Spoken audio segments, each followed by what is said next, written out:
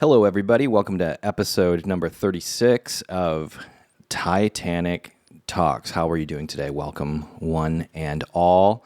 Welcome to our friends from all over the world. I've been receiving some nice questions and comments from places that I have never been, and that gets me excited. Feel free to send any and all questions to titanicsclair@gmail.com and put listener question in the subject. We'll get to those a little bit later. And thank you for everyone who signed up for channel membership. Click the join button right here on YouTube if this is where you're watching, and you get access to a lot of videos. As I said last week, we're going to start, I think maybe tonight, actually, I'll do the first video behind the scenes where for channel members exclusively, you'll be able to see behind the scenes on how I write and produce music. I am working on quite a few things at the moment with music, and I know over the next couple of months that's going to become a little bit more frequent. So if you want to come along for the ride, click the join button. That's all you got to do. Today is the first day, I want to say since April, probably. April, maybe early May, where it's not 1,000 degrees. And I am living for it, as the kids say. It's a cool 70-ish degrees and rainy. And, I had to immediately throw on a thermal because every time I open my wardrobe, I see a clean, nicely folded, ready to go stack of thermals because it's my favorite thing to wear. And I had to wear the Carhartt bibs. I've become a fan of overalls / bibs, and if you haven't taken the bib pill, you absolutely should. That's how you know you're a dad. If you're a dad and you don't have a pair of overalls, you haven't made the full transition into fatherhood. Why? Because of pockets. There's so many pockets. I don't know what I've been doing my entire life without this many pockets. You can, they always say with women, when the dress has pockets, it's a really big deal. And if someone compliments a woman wearing a dress, or I suppose a man wearing a dress, but I've experienced this more so with the gals. Compliment the dress, and if it has pockets, usually the first thing they say is, it has pockets. And that's why I would encourage everyone watching this here to wear overalls. You have easy access for it, and even a cellular telephone pocket. And so that's fun. And you don't have to worry if they get dirty, because they're supposed to get dirty, right?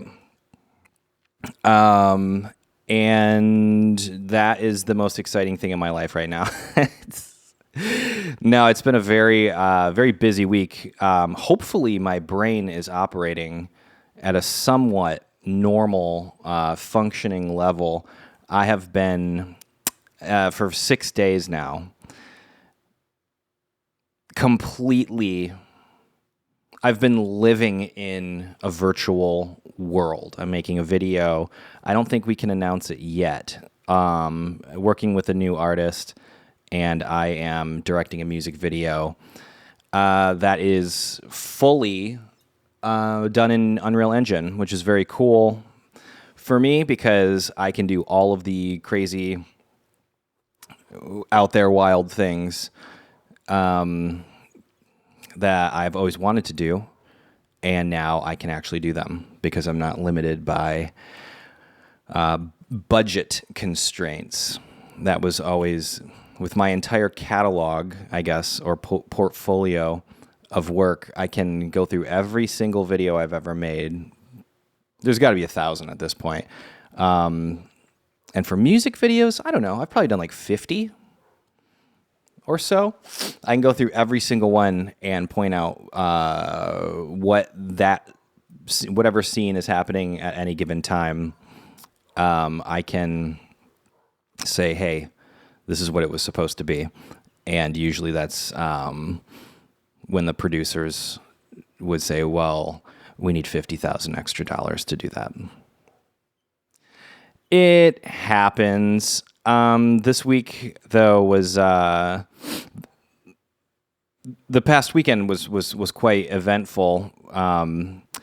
We thought, as my son, he's a couple days away from being a year and a half, and he's running around and starting to talk, and it's hilarious. Favorite thing in the world. And you start to kind of think as a parent, well, let's take them to do fun activities because now they can walk around and explore. And we thought, well, we're not far from the Natural Bridge Caverns here in Texas. Let's take the young one to a cavern. And that turned out to be one of the worst decisions of my entire life. Turns out 1-year-old children don't really care about stalactites and stalagmites. And I thought it was going to be one of those things, where you go and it's a park and you look at the thing and you can just leave whenever you want. And like, okay, we get it. And that's typically the way we do it. See the thing, enjoy it, and then, oh, look at the time, let's go get food or whatever the situation is. That was not the case in the caverns. They were, you could only do a guided tour. And I should have known out of the gate. I went to buy the tickets. I had my son in his little, it's not a stroller, it's like a little bike situation. He's got handlebars and you push him around. It's really small and very lightweight, so I prefer that to a regular stroller. And the gentleman at the ticket booth selling the tickets for the cavern tour said, oh, well, we can't allow that in there because some of the passageways are too small. That was warning number 1. I should have known. I'm like, oh, okay. So I'll just bring it out to the car and I'll walk him back and we'll walk through, get the energy out. And again, if you're a parent, you take the youngster for an activity. Usually that means they're going to pass out on the way home and they'll be sleepy sleep, right? And the ticket salesman was like, so there's 2 options. The first one's a little bit difficult. I'm like, oh, okay, we'll do the second one because we got the kid. And he explains it, and he's like, it's 200 feet underground, something like that. And the second one is even more difficult. I was like, oh, red flag number 2. And then he gets to the end. This is a guided tour, so you have to stay with your tour guide. And make sure you go to the bathroom beforehand. There's obviously 200 feet underground. In caverns, they don't have plumbing. And so red flag number 3.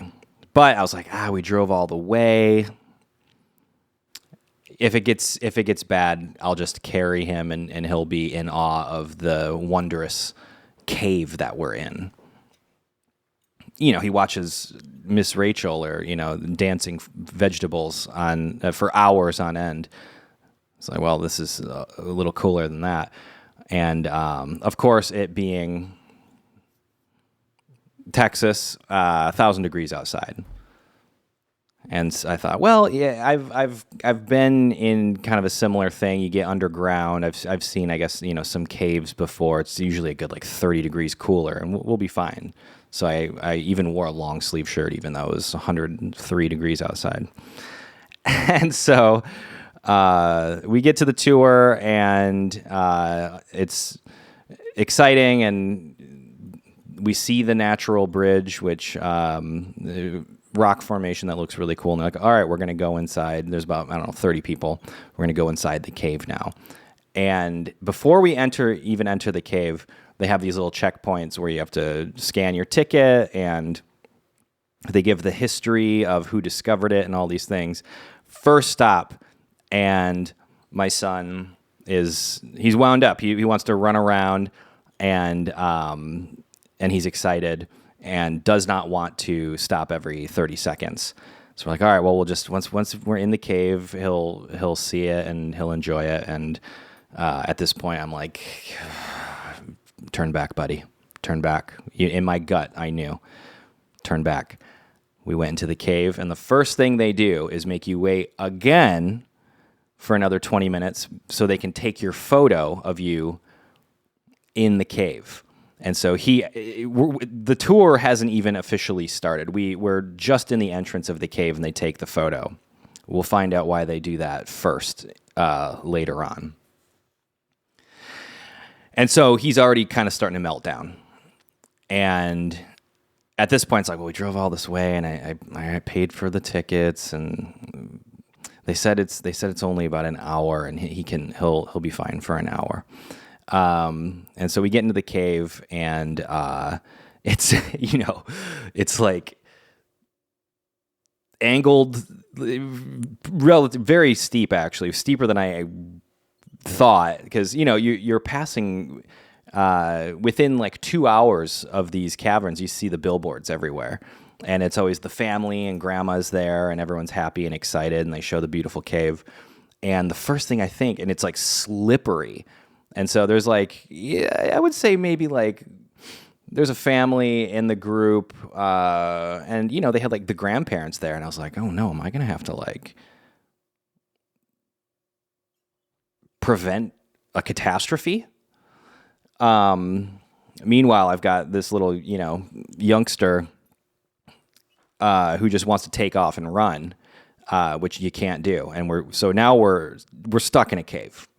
And, you're going deeper and deeper into the cave, and the deeper we get into the cave, the more anxious and upset my son gets. And so I think, oh, man, we're only 10 minutes into this thing. They said it was an hour. Do I turn around? Let's go a little further and see what happens. That's when the crying started. And so then I found myself, I'm like, no, you go ahead. And I was trying to like stay way back from the crowd of people, and then we get into full blown meltdown. And I'm starting, I'm starting to experience, because I used to be that guy who either on an airplane or you'd be in a situation, and I was the guy who's like, you're gonna bring a baby to this wherever, and I could just feel that from the people in and the whole time I just wanted to be like, did you the billboard showed a big happy family casually strolling through the caves, and oh, by the way, it's 80 degrees down there and humid. So I'm 10 minutes in, full blown sweat, and you're muggy, and it just very uncomfortable. So finally, we're making our way through, and we have little moments they had these little lights that they had installed on the ground, and that was the only thing that my son was interested in. He could not give less of a hoo-ha for the magnificent wonder that we were walking through. He just wanted to go touch all of the little lights on the ground, almost like in a movie theater. And so I was like, all right, well, I'll just let him touch the lights. And finally, it's just we're like 45 minutes in, and I'm like, we've got to be like almost done. And they bring you into the next cave, and it was 50 minutes in. I here I am thinking like, all right, there's only like maybe 10 more minutes of this, and the tour guide's like, all right, well we're almost halfway through, and I was like, oh no, and that is when the tummy rumbles started. And you know when you get the tummy rumble, which is quickly followed by shivers, maybe you get goosebumps, and you realize, uh-oh, I have to go to the bathroom really, really bad, really quickly. So we have melting down toddler,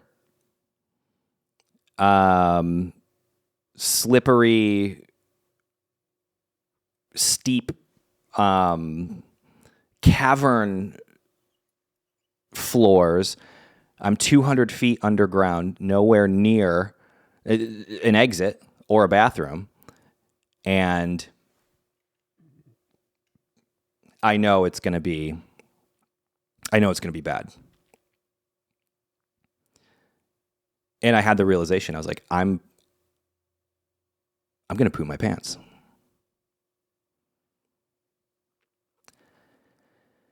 So finally, as the meltdown from my poor son, I'm glad I waited to have kids, because I think I'm old enough now to when he's having a full blown meltdown, which is pretty rare. He's usually like super chill, but I guess if I was his age in a cave underground, not knowing what's going on, I'd be freaking out too, right? So I'm understanding of that. But it's the other people that you're around, and it's like, and so then it's like, hey guys, I'm really sorry. And so I start hanging way, way, way back and waiting for them, because they're stopping every like 5 minutes. And some of the people on the tour are, they're older, and it's pretty extreme if you're old. Walking up and down these like slippery inclines, and everyone's huffing and puffing, and the meltdown just comes to an absolute climax. And I am moments away from the thought I had was, I'm gonna hang back and pretend like I'm hanging back because the kid's crying, and I'm gonna pop a squat. I have to.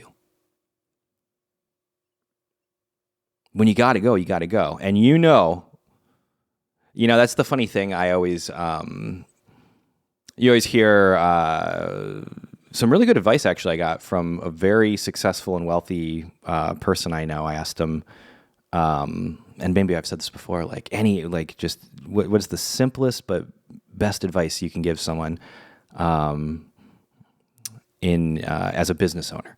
And they said, everyone puts their pants on one leg at a time. And I always thought that was really, in a weird way, very helpful. And I've kind of amended that. When I talk to people now and pass on that advice, I like to make it a little sillier. And usually I'll say, Beyonce gets diarrhea. Right?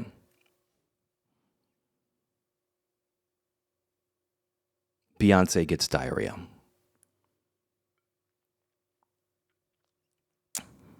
Maybe that'll be the title of this. And and so here I am, sweating profusely, just miserable. Like let's call it what it is. I mean, it was miserable. And so we're like, all right, start waving the white flag. We go to the tour guide. We're like, we got it.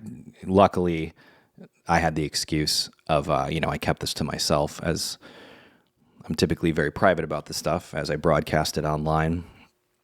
We got to get him out. And so she pulls us aside. She's like, okay, let's get to this next zone and I'll show you the way out. I'm like, thank God.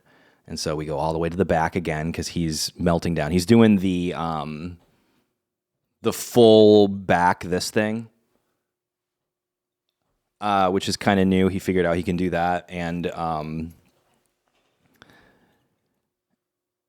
he's starting to really kind of scream. And so we're like, all right, let's get him out of here. So I pick him up. I'm huffing and puffing, and we finally get to this like final cave. And the tour guide comes back. She's like, okay, follow me. And it's dead silent. Dead silent. All you hear is the little drips. Doink, doink, doink.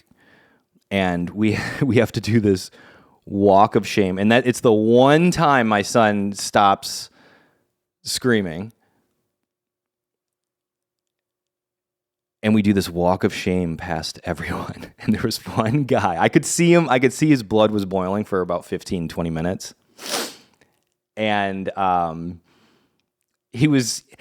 It's a very white person thing to go into caves. Or at least from what I gathered. Like, there's a lot of people there. It was very white. And we're doing the walk of shame. And it was kind of trippy, actually, because they have the lights. They'll, like, come up bright, and then they'll dim low and get really dark, and then come up bright, and it's dead silent. And I'm holding my son, and like, I'm crouching from the caves, and I walk by this guy who's, like, the only black dude in the whole group, and just, like, under his breath right when I walk by him, he goes, "Get out of here."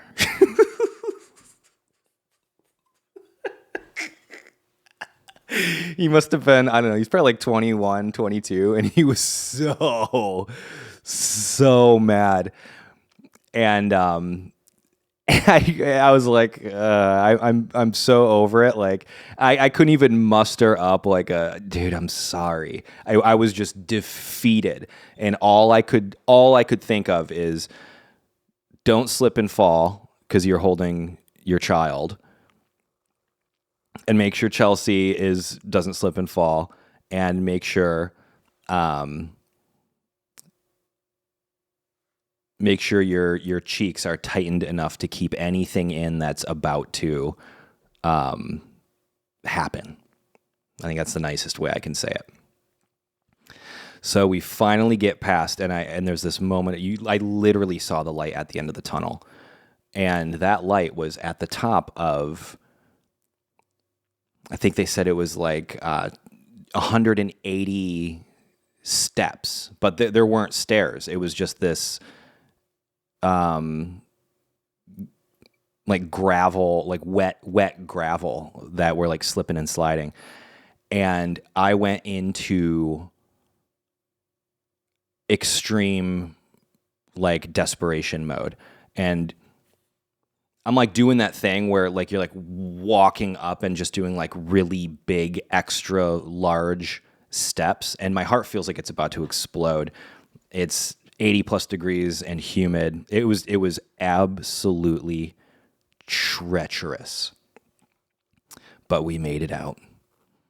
And we were greeted when we made it out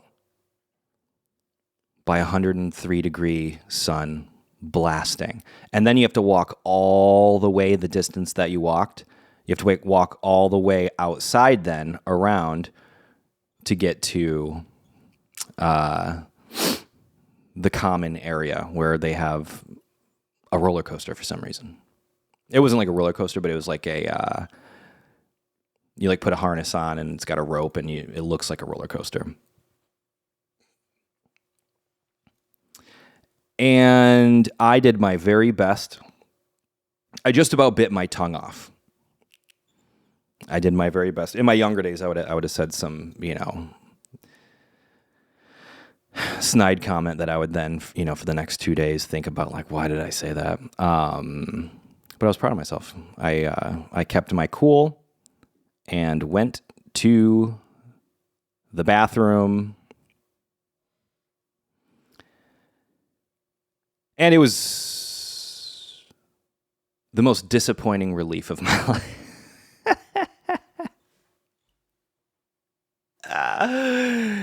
Honestly, you know what I say? I think there was like a 30-minute silence, no music. It was one of those things.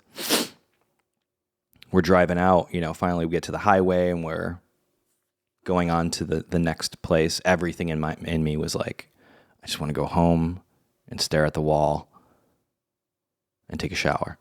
But we had agreed we were going to go elsewhere and have dinner. And so that's something too,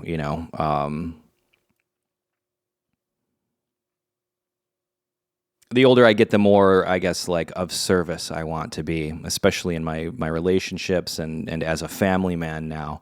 And so even though everything in me was like, I just want to go home. After the 30-minute silence, I collected my thoughts and I said, well, I'll have something funny to talk about on the podcast this week. And instead of saying, we're going home, I said, this is something in therapy I learned. Let's go out to eat. And we did. And the rest of the night was awesome. Had a great time. And we went to one of our favorite restaurants. And it ended up being a very, very nice day. But man, it's been hot here still. I'm so excited. It's been raining and I can't say cold because it's 70 something degrees, but compared to 100 degrees, 70 feels cold now. That's how acclimated I think I am to just this unbelievable heat. You know what though? I hear everyone's. It's been hot everywhere this summer, and the hottest September on record. Cool. It is what it is. I had another really interesting kind of thing happen this week. As I said, I've been in Unreal Engine world. Pretty much from 9 a.m. until about midnight every day. Since Saturday. So yeah, five days straight of programming. Really is what it is. I do prefer working with, like, I guess they call it like virtual production, doing CGI. I do prefer it to being on set. I was talking to Chelsea actually about this the other day, where we were on the subject of coffee. I've been longtime viewers here know when I get coffee, I get decaf Americanos. They still have caffeine in them, but nowhere near as much. And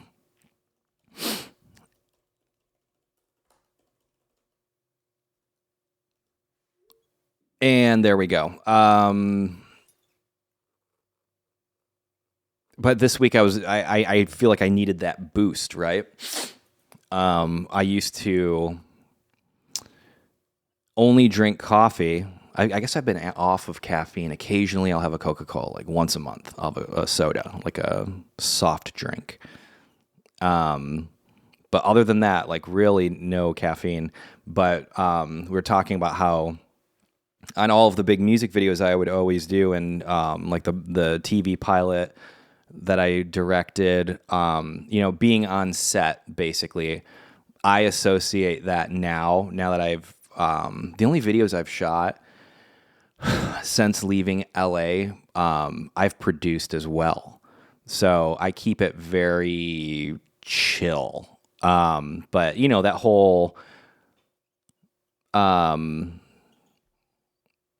production craziness, chaos, most of the time you need it because you're on a strict schedule where you have to get this done by this time, and then you have to move on whether you get it or not, and you better get it. And if you go over, one or two takes, but you got to keep moving, right? Especially when you're an insane person like me and you're trying to do like 5 or 6 setups in one day. It's just the way it is. So I would always just overload with coffee. And because when I'm working, especially directing, my producers were always forcing me at lunchtime to eat because I would always, I'm not hungry, and I just get so focused and so just in it. But they know how bad that was for me. So, I shout out to them for making sure I didn't pass out or die on set. But I associate, all of especially the bigger like music videos and shows and stuff that I directed, I associate it with an extraordinary amount of anxiety. So, now working from home, and I can do things at my own pace, and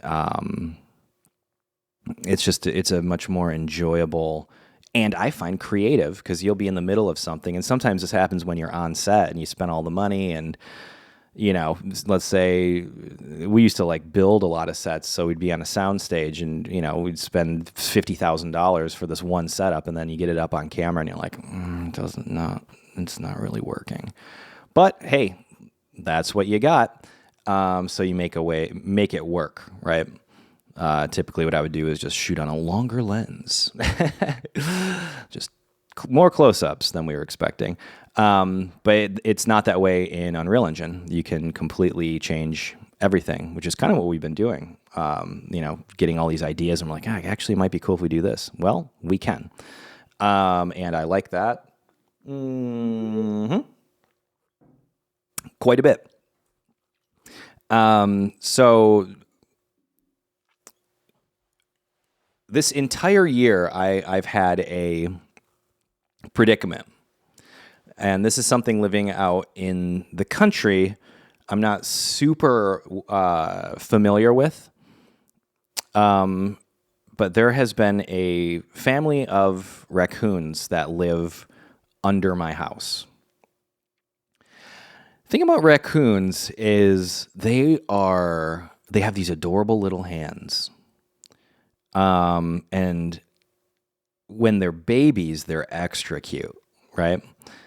And so on the property, I have all of the motion cameras and motion lights. And so if I'm in my studio at night and something sets off the light, I'll always go check out what it is. 9 times out of 10, it's the family of raccoons or any of the various animals. We get a lot of possums and the occasional armadillo, and a whole heck of a lot of stray cats, because out in the country, cats just reproduce. And so whatever time of year it is, there's typically just, you can see the different like families of animals. And there's a family of raccoons, which I thought, they might be problematic, because at the time I had like 10 chickens. But they were in a coop, and I let them free range during the day. And 4 of them were babies. This would have been spring, and raised them from chicks, the whole deal. And the other, all hens, and the hens started producing eggs, which is great, because you wake up in the morning, you go out, you grab your eggs, and it's like, hey, this is cool. And eggs taste great, I'll tell you that much. Thing is, raccoons, for as cute as they look, they are violent little sons of guns.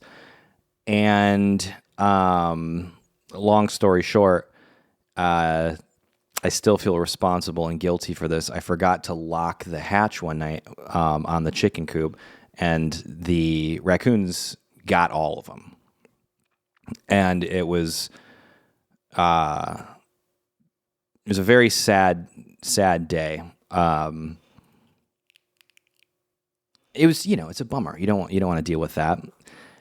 But anytime the raccoons, because they live under the house, anytime they get something, you hear it, and it sounds like something from like a horror movie. Like it truly does. Like I thought about even like putting a microphone under there, just so I could sample that sound, because it's horrifying. Like it'll occasionally like wake me up in the middle of the night. I'm like, is there a dinosaur like eating a wolverine?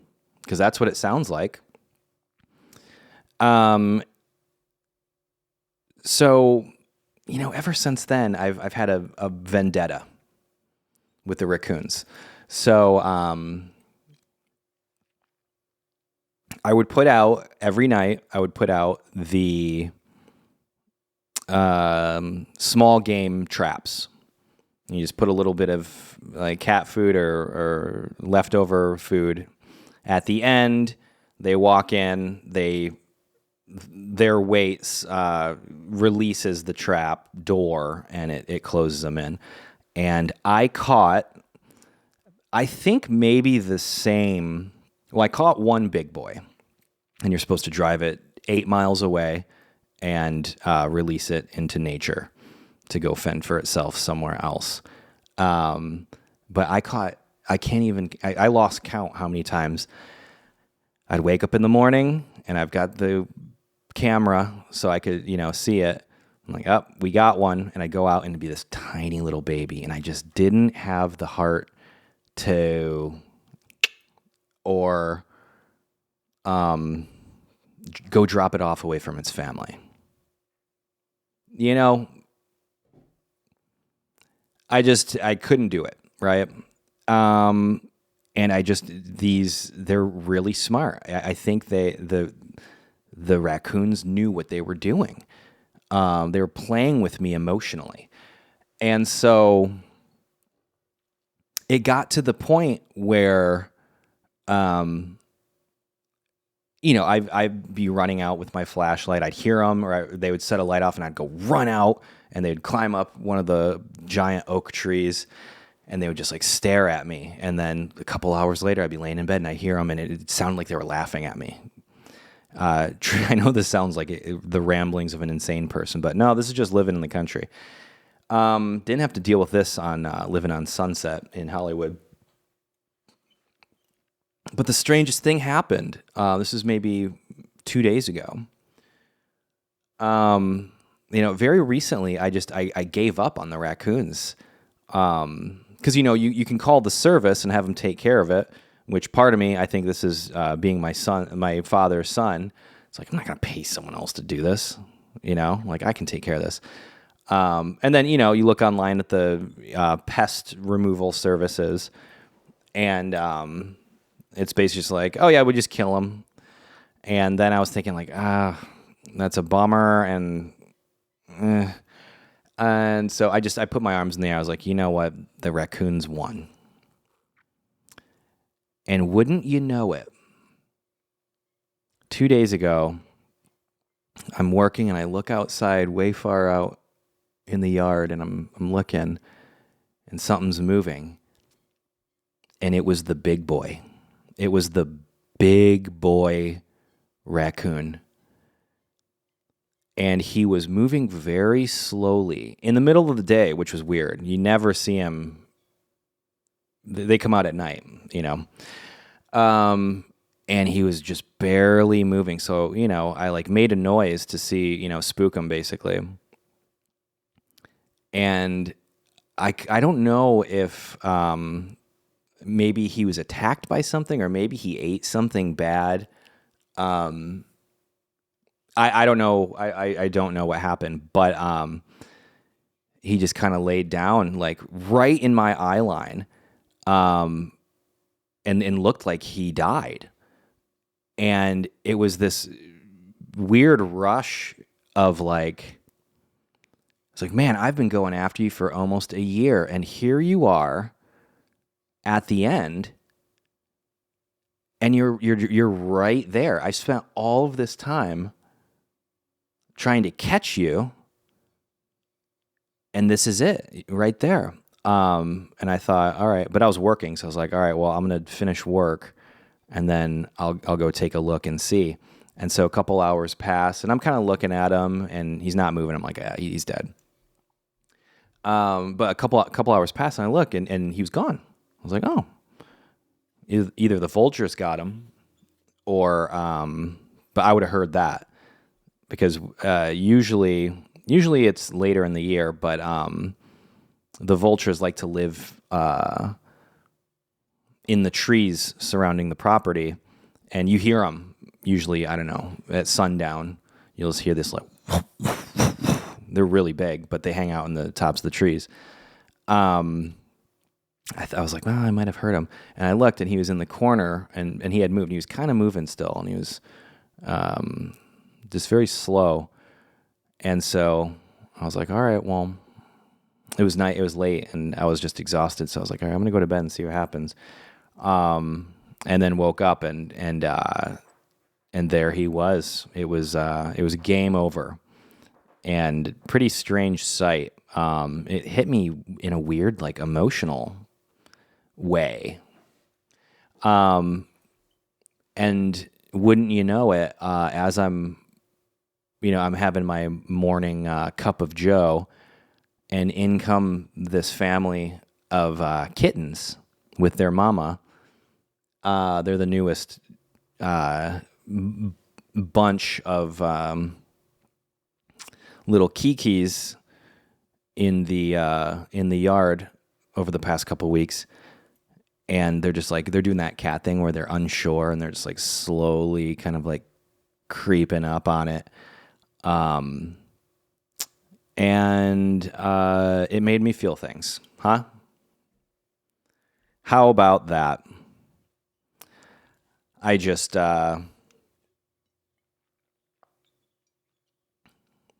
this is what's been happening in my life. So, if this is a weird episode, I understand, because this is me completely brain fried. This is a full week of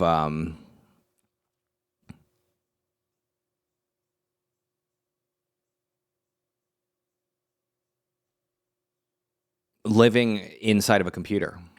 Unreal Engine, it's like, it's almost when you're in the edit mode, I use it for cinematics.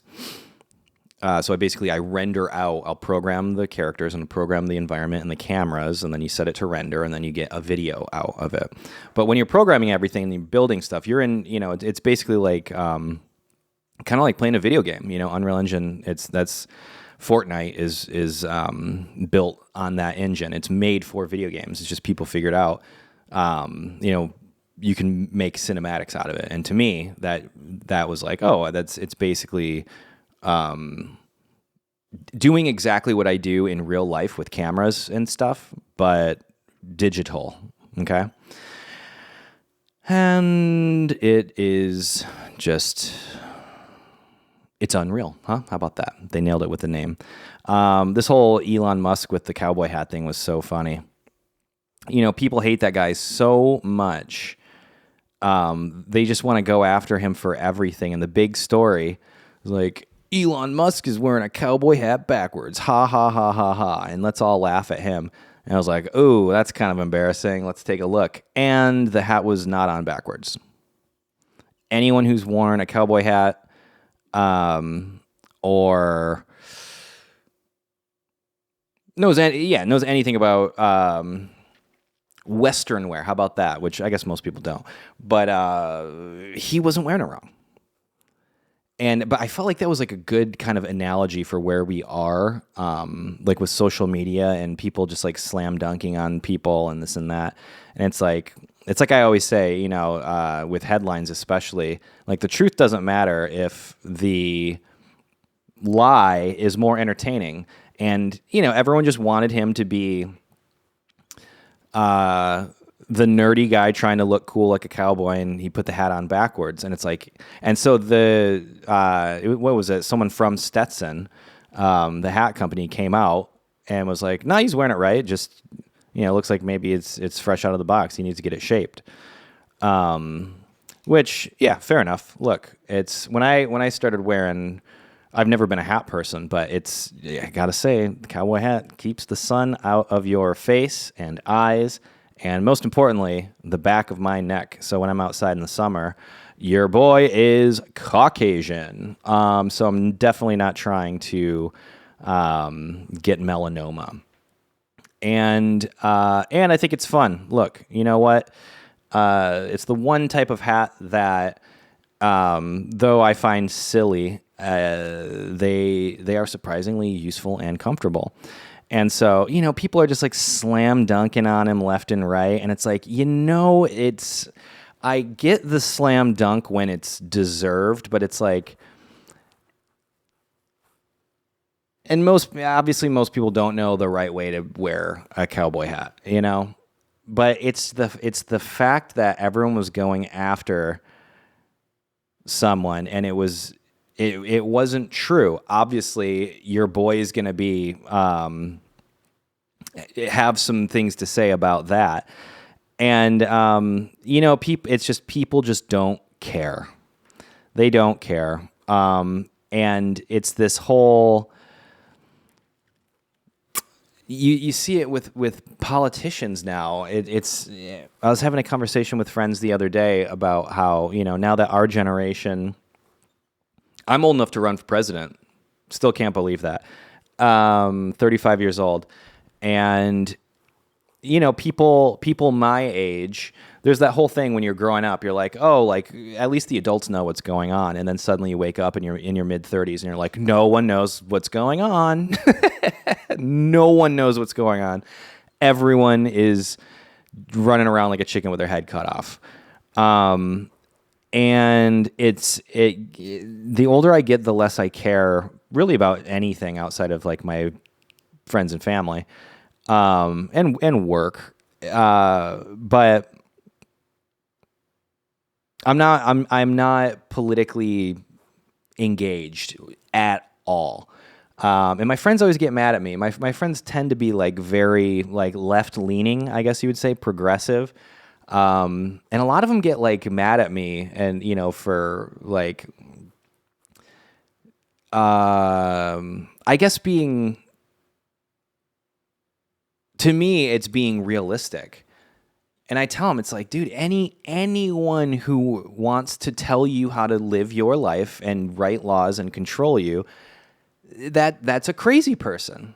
Why would anybody want to tell someone else what they can do or what they can say and whatever? And it's like,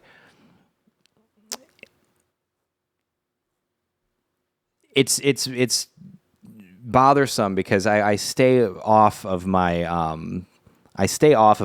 phone except for like YouTube, or like listening to like podcasts and stuff like. But it's inevitable you're going to see the headlines and stuff. And it's just like, it seems like every time I check in with what's going on in American politics, it's the same thing that celebrities are doing, which is like just trying to get a soundbite and trying to get a headline and trying to slam dunk. And I don't know if maybe I'm just so far removed from everything at this point where I'm just becoming like, very pessimistic, I guess, about just the way things are going. And it's a bummer because I remember being so hopeful and when I was younger and our generation, we're going to change things and this and that. And man, like my generation, it seems like all anyone's interested in is just dividing people more. And, you get the, like the white saviors on one side who don't even hang out with black people or Asian people, anyone, it's just like, oh, like they're the loudest ones on social media screaming about equality and this and that. It's like, you only hang out with white people, like. And then on the other side of it, you've got, well, pretty much the same thing, just like people who like, it seems like in a weird way, they want to be divided or segregated or whatever. And it's just like, That's just not how I grew up. And when I was a kid, it's like I was very lucky, I think, in Michigan, where it was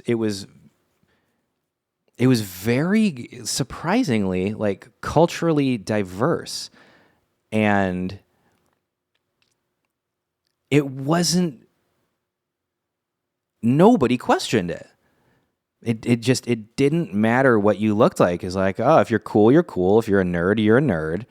If you're mean, and that could be just me being naive and getting hip to, how people actually operate.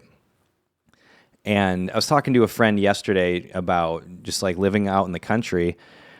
And he's on the east side, but he on a bunch of land, and we both spent a bunch of time in the big cities, and the conversation got to, there's a lot of people I know who, especially when I first moved out here, I went from California to Texas, so immediately everyone has their idea of, and it's like, dude, like the meanest, and I would say,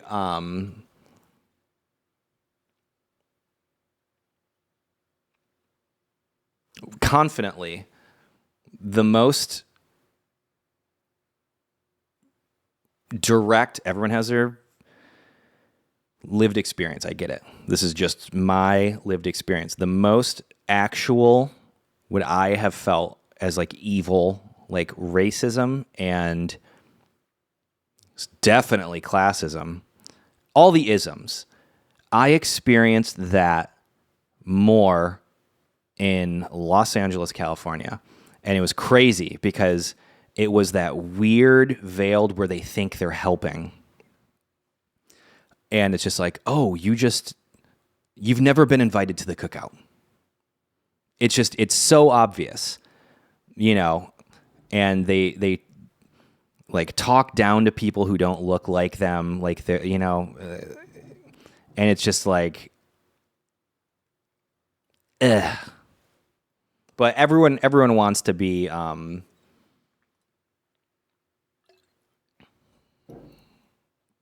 the right side of history, right?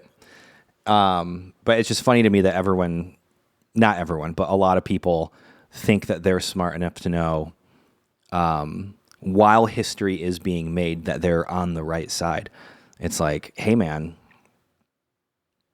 maybe all of this is just total chaos. I don't know. Am I in a mood today? I think I'm in a mood. I think I'm just exhausted. But hey, we gotta persevere. Drake gets one more number one, and he has as many as Michael Jackson. Think about that. How's that one Drake song go? How's that one Michael Jackson song go? Oh, which one? That's wild to me. 13 number ones Michael Jackson had. Drake has 12.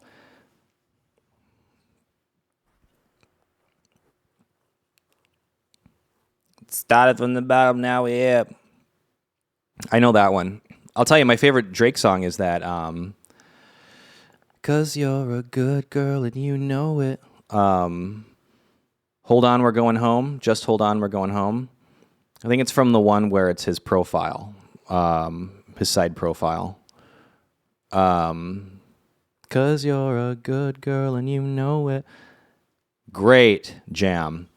Reminds me of Silver Lake, living in Los Angeles. I guess I get it.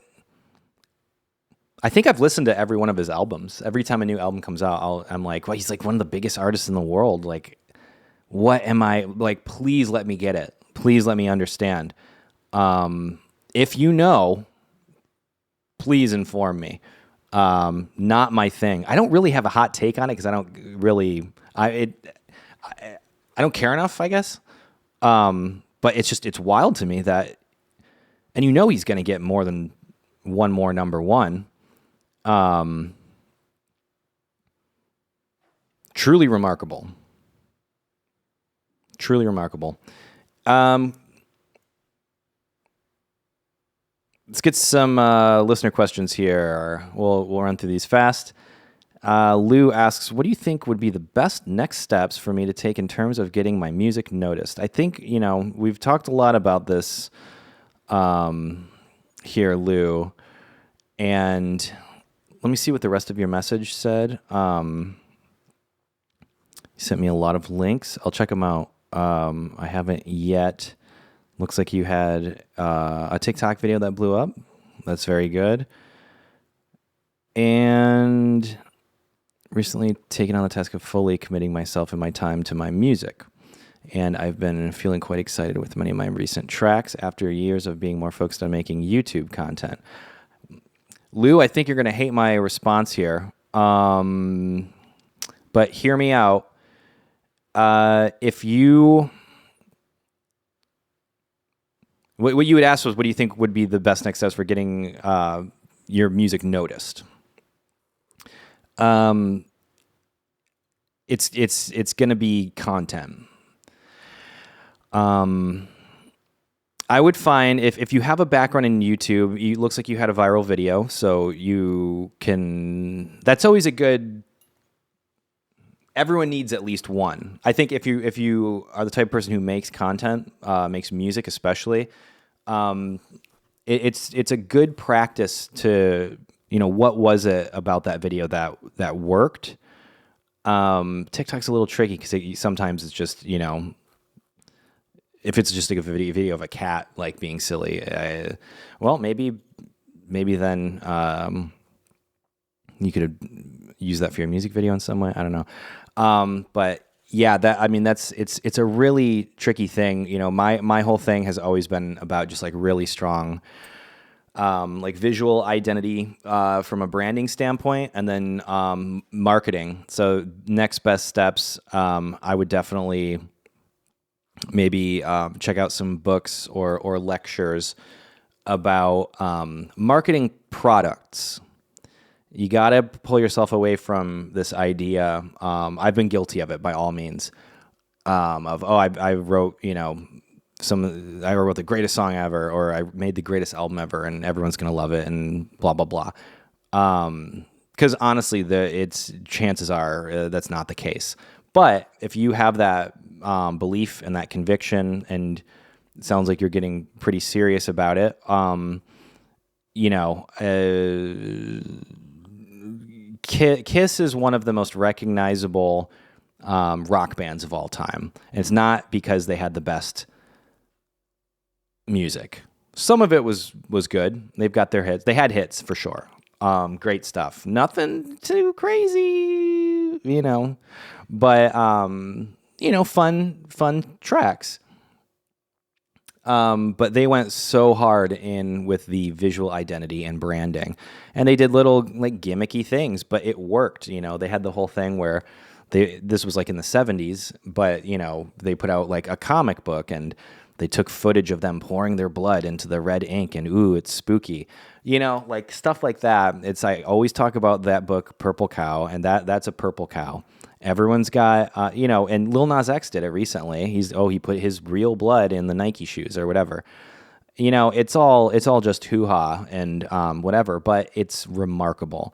And it's not, instead of saying like, hey, listen to the new Lil Nas X song, it's, hey, did you hear he put his own blood into his shoes? And what's that new song about? Oh, it's kind of about like, Satanism, I guess. So it makes sense, right? And that's his whole shtick. That's what he's selling, is this whole like, ooh, spooky, been there, done that, did it. It's whatever. It's been done a million times, and it's, but I think there's you just got to find your angle. There's something about what you are doing that is unique and remarkable. And, you could even like focus group it with like friends and family, or There's a lot of forums. I know there's a lot of like subreddits where you can kind of get like mix notes or just suggestions and things like that. But if you have something in particular, like you send me a bunch of links. I'll see if I can't check some of them out. And this is for everyone. I get a lot of people sending me stuff. There's an art to when you're sending out your music or your work. Sending it to like a record label. If you send like 9 or 10 links, like trust me, no one's going to look at all of them. If it was me at this point, and I mean, I don't do this anymore, but if I was in a position where I had to send it to someone, I'd just say, look, I've got a million things online, and give your numbers, this many followers, this blah, blah, blah. I could bore you with more specifics. Here is what I think you will like the most. And just send them 1 link or 2 links. Honestly, probably just 1 song that encapsulates what you've released so far. I think that's a smart way to go about it. But good luck, Lou. I hope that wasn't like too downer, but we're just being real here, and it's hard. It's really, really, really hard. I tell people all the time. I think a lot of things that I've done that were successful, a giant component in it was timing. I'm not so much, I always say, the harder I work, the luckier I get. I don't know if I believe in luck. But if you work hard enough, run out of mistakes to make, and then if timing's on your side, that's a big one. Because for me, it certainly was. Because I think if I were to do, I don't know, the stuff I was doing in like 2015 now, I don't think it would work. The format has changed too much. Things have changed so much. And it just so happened to, like, my purple cow back then was I just leaned into the whole Illuminati conspiracy thing, and then just made enough of that type of content. And then, you send it to, or have people send it to like the conspiracy channels, and then they talk about it, and then they took the bait, Let's see here. Here's one from Matt. Can you put out a Spotify playlist with all the songs you've contributed to? I'd love to see what all you've had your hands in. Thanks, Matt. Thank you, Matt. I need to do that. I would have to honestly look at my all of my registered songs, because when you register a song, especially if you have like an ISRC, digital UPC basically, that means it's been released. I have written so many songs and co-written and produced. I seriously, I can't remember all of them. And someone sent me one. They had done like cover or something, and it was a song from Am I a Girl? Maybe, yeah. And I was like, oh yeah, it happens more than you would think. But I write on a good week. I'll write like 3 or 4 songs. Usually at least one a week. I usually start at least 1 or 2, even if I'm just getting a groove or something like that. Because I obviously produce as well. But Matt, yes, I do want to. Just for my own sanity. But I know a lot of it isn't on Spotify, and things have been released in other places. And I mean, I've made full. I don't even know if all the ambient music I made is even on Spotify, which is hilarious because yet another thing that someone else gets credit for, even on their Wikipedia, as an ambient music producer. It's like, what? Oh, you mean those ambient albums that I made? Here's one from another Matthew. Well, Matt was the last one, Matthew. I want to get a guitar so I can learn how to play your songs. Cool. Older ones are very easy. Newer ones, a little harder. But if you go chronologically, honestly, probably a good couple of songs to start off on. Do you suggest an acoustic or an electric to start, Matthew? I started off on an acoustic, and it was terrible. It was a Squire. It was, I don't know, like $100, $150, and it wasn't set up, and it was just it was rough. It was in rough shape and really hard to play. And I played it for probably 2 years straight before I got an electric, and by the time I moved to an electric, I was like, wow, this is way easier to play. So I would say it's probably depends on how much money you have. If you don't have a ton of money, start on an acoustic. You get something like Yamaha even makes some really great introductory guitars. I would say don't go, if you're going to get your first guitar, don't go with like the starter packs. Go one level above that, which usually around, I don't know, $150, $180. You probably aren't going to need the strap and the gig bag or, like the stuff that they include with that. Chances are you won't really need that. But for the little bit of extra money you'll pay for the next step up, it is a giant improvement. And then from there, it's, especially these days, it kind of just goes from that, and then you're getting into the thousands of dollars to where it's like you really notice a jump in quality. But if you're just starting off, you're really not going to know necessarily what a good guitar really feels like. The best advice I could give, I'd say an acoustic. I'd go for like a cheap acoustic. That way, you'll build calluses and you'll get used to it's you have to press a little harder. I think it's better to just up front get that out of the way, and then when you move to an electric, it's just so much easier to play. It's more comfortable, lighter strings, all that jazz. But most importantly, whatever you get, have it set up by a professional guitar tech. I recently got a new Fender Mustang bass. Love it, love it, love it. Got it directly from Fender, and out of the box, it played great. It surprisingly, because it's hit or miss. But I took it to great company. Shout out to Guitar Techs, TEX, in San Antonio. And holy smokes, I told him, it was like a wizard put a spell on the bass. And I told him, I was like, hey man, this plays like $1,000 more guitar now, and I can't put it down. Also, I put flat wounds on it. Thumpy thumpy. For all of our channel members, I think that's going to be the first video. Actually, I came up with some cool chords and a little guitar thing, and I want to add like a cool bass line to it, and I'll feature that on the first little behind the scenes episode that we do for channel members. Click join, sign up now, and you'll get access to all of that fun stuff.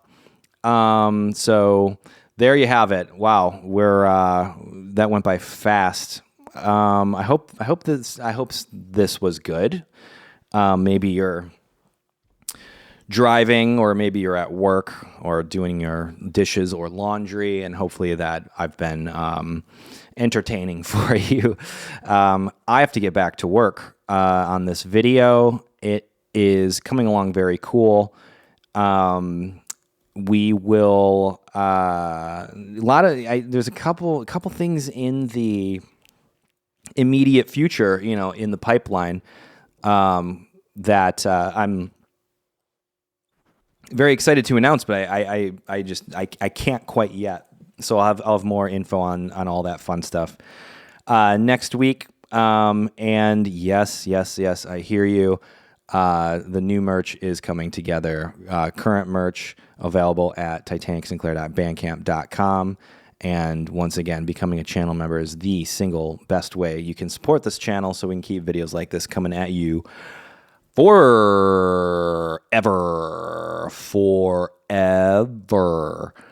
I think that's about it. How about a music recommendation of this week? Let me pull up my Spotify here, and see what the most recent thing that I listened to, and that will be your music recommendation for this week. Moon Safari by Air. If you haven't listened to that by now, holy guacamole. One of my favorite albums of all time. What a vibe. You can put it on in pretty much any situation. I've been listening to it like crazy again, and check out some of their live videos. There's one I just watched. It's just unbelievable. They're so good. So there you have it. That is the episode for the week. Love you all very, very much. We'll see you next week. And take care. Enjoy your weekend. Drink water. How about that? How about them apples? Drink water.